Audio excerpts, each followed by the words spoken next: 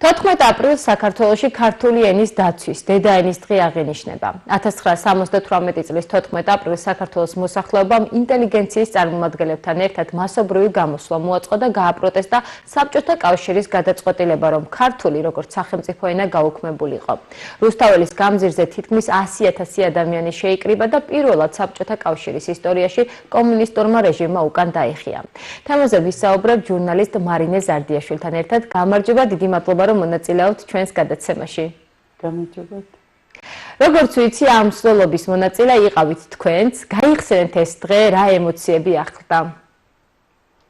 ახალბედა სტუდენტი ვიყავი, პირველი კურსის სტუდენტი და თავი სამყაროს ცენტრად წარმომედგინა, ვინც ახალგაზრდა ყოფილა და გაუვლია სტუდენტობის წლები მიხდება ჩემგან წყობას. ისეთი უჩვეულო იყო ეს ყველაფერი. ეხლა ჩვენ უკვე ისე მივეჩვეთ ამ რუსთაველზე ხალხის გამოსვლას და დემონსტრაციებს და მაშინ ეს იყო ისეთი უჩვეულო. აი რუსთაველიდან რო დაიწყებდი უნივერსიტეტის და გააყოლებით მთლიანად იყო გადაკეტილი და ყველა იჯდა თბილასვარდზე.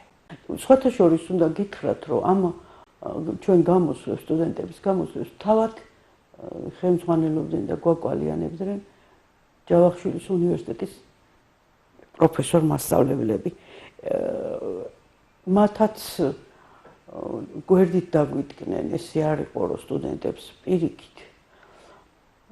და დელეგაცია შეიკრიბა, შევარდნაძე იყო მაშინ ცეკას დივანი ერქვა ესე და სადღაც საათზე მეტი, საათი და 20 წუთი უცდიდით აი ამ მოლაპარაკებებს. განაცვლეს რომ ერთმანოდარ დუმბაზე ცოცხალი იყო მაშინ, მაგრამ უკვე ავადობ და ავატყოფი იყო. გრიგოლ აბაშიძე იყო მწერალთა კავშირის თავმჯდომარე. ეს დელეგაცია, მათ შორის ჯავახიშვილის უნივერსიტეტიდან დელეგაცია შეიკრიბა და მიკროფონით გამოგვიცხა ეს რომ გადაიფიქრეს.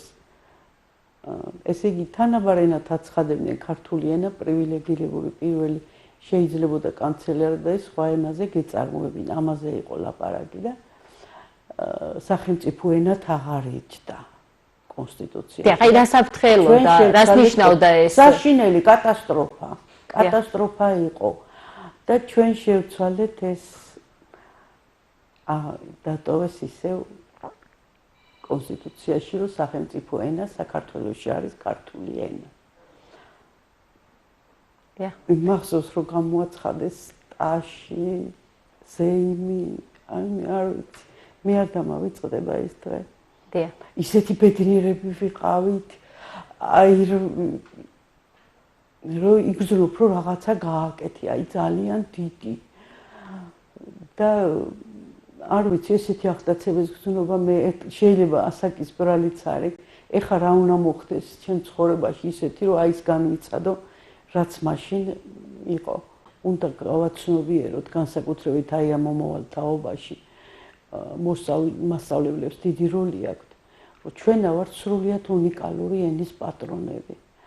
სრულიად უნიკალური, ეს არის ძველი ცივილიზაციის ენა, რომელიც მოდის არც ერთ ენას ამ სამყაროში დღეს მსოფლიოში არ აქვს ენა, რომელიც უკვდავია 20 და 25 საუკუნე და წარმოიდგინეთ მე-12 საუკუნეში დაწერილ ვეფხისტყაოსანს ჩვენ სკოლაში ჩვეულებრივ გვასწავლიდნენ.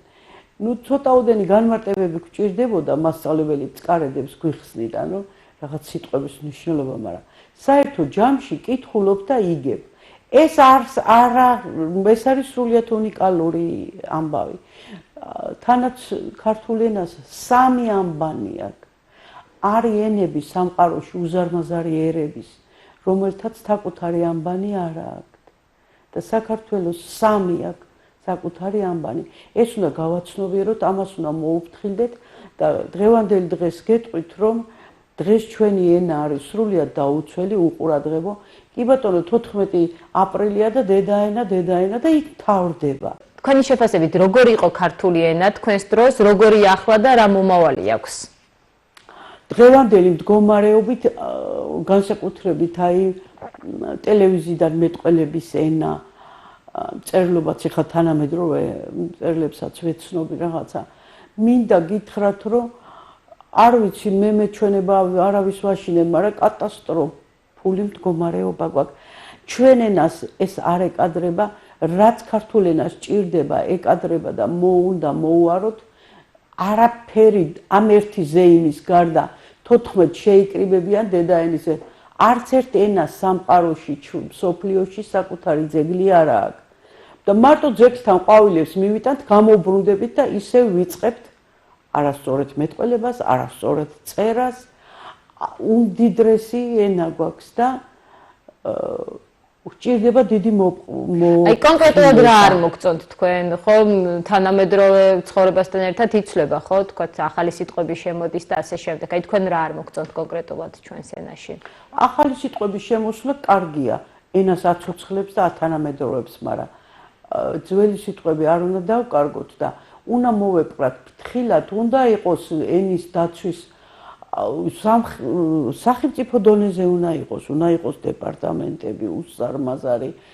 აი როგორ გითხრათ, არაფერი არ არის, რომელიც ჩვენი ქართული ენა მინდობილია ალალბეძე, რომ თვითონ იარსებოს და რაღაცნაირად ვილაპარაკოთ მაგენაზე და ამას სახელმწიფოებრივი მიდგომა სჭირდება, სახელმწიფოებრივი დაცვა სჭირდება და 1-14 აპრილი კი არა, წელიწადში 365 დღე უნდა იყოს ქართული ენის დღე.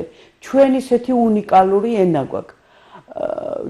იცით ალბათ ქართველებმა ვიცით, რომ ბიბლიაში არის ახლა მოსაზრება, რომ თვითონ ბიბლია არის ძველი ქართულიდან თარგმნილი, საერთოდ არ ვიცი ისეთი სიღრმეებზე ჩავდივართ, რომ გამოდის, რომ საერთოდ ჯერ ცოცხალი ცივილიზაცია სოფლიოში, ხო იყო დიდი ცივილიზაციები, ყველა გადაშენდა და მარტო ქართველები ვართ ცოცხალი.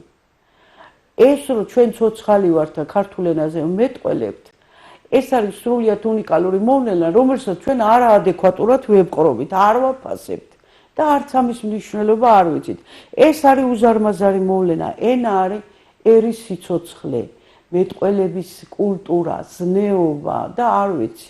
ენა ყველაფერია, ყველაფერი ენიდან იწყება და ისე გვაქვს მივიწყებულივით, რომ თითქოს არც დაცვა სჭირდება, თავისით იარსებებს, თავისით გამდიდრდება, სასწრაფოდ გამოსასწორებელია ამ მხრივ მდგომარეობა.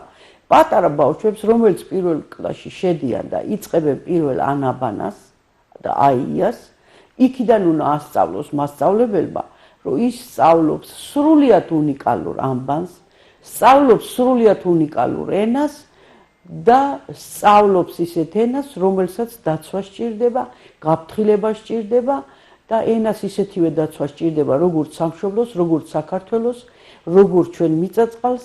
ენა არის ყველაზე მთავარი ამ ჩამოთვლილ აი საკრალურ, რაც წინ ჩვენი წარსულიდან და წინაპრებიდან გადმოგვეცა. ენა, ეგ გამახსენდა, ხო გვაქვს ჩვენს დევიზი. ენა მამული სარწმუნოება, ენა პირველია. მერე მამული ენა სარწმუნოება. მამული ესეა, ამერია. მე მინდა რომ ენა იყოს პირველი, იმიტომ რომ ყველაფრის საწყისია, ყველაფერი მაქედან მოდის. ჩვენ ალბათ არ ვაცნობიერებთ და რომ დავფიქრდეთ, ყველაფერი აქედან მოდის და სულ რაღაც რამდენიმე მილიონი ადამიანი ვართ ამ სამყაროში, რომელიც ამ ენაზე ვლაპარაკობთ. და იმიტომ უფრო სიფხიზლე გვართებს და უფრო მეტად გვართებს დაცვა ვიდრე დიდ ენებს. ისინი ისედაც დაცულები არიან, იმიტომ რომ ნახევარი მსოფლიო ინგლისურად ლაპარაკობს, მეორე ნახევარი რუსულად და მესამე და აი საქართველოს ქართული ენის პატრონები მარტო ჩვენა ვართ. მარტო ქართველები. შედარება რო გააკეთოთ, თქვენ დროს როგორი იყო და ახლა როგორია ქართული ენა? ჩემ დროს უფრო დაცული იყო სკოლაში ნორმებს, სიტყვის მნიშვნელობებს, მართლწერა კიდე ხო ცალკე მეცნიერებაა, ჩვენ დროს დედანი ქონდა და იმის მიხედვით მოხაზულობებს გავდიოდით. აი ცალკე ქონდა გაკვეთილები, მახსოვს სუფთა წერის გაკვეთილებს, რომელიც მარტო ასოებს გამოვწერდით. და მე ამის მნიშვნელობას, დედაენა პლუს ამას ჩვენ ქართულ ენას გვაქვს უნიკალური სახელმძღვანელო.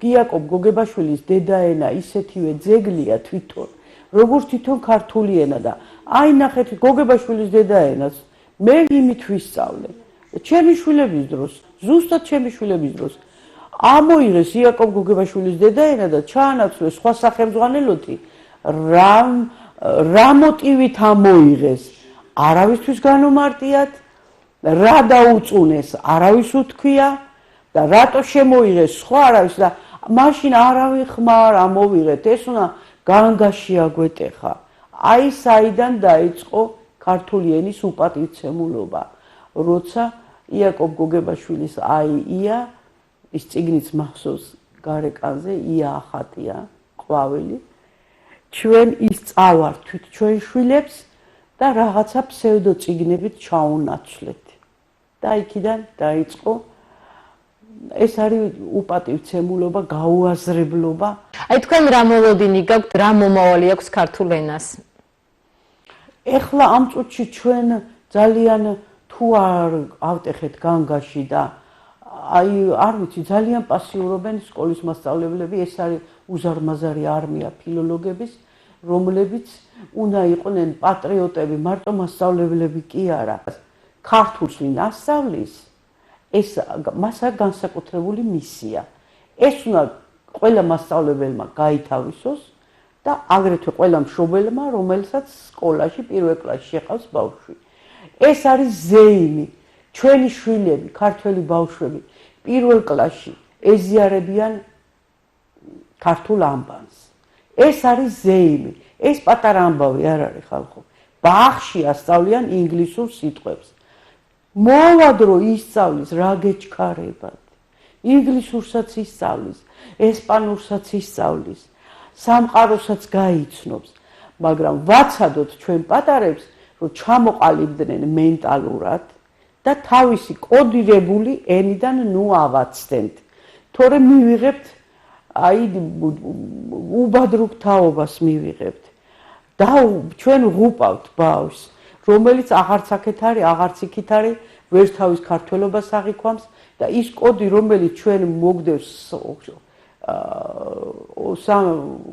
30 საუკუნე დაგვეკარგება რომ ბავშვები არ აღზარდოთ ქართულად დიდი მადლობა რომ მიიღეთ ჩვენს გადაცემაში მონაწილეობა წარმატებას გისურვებთ მადლობა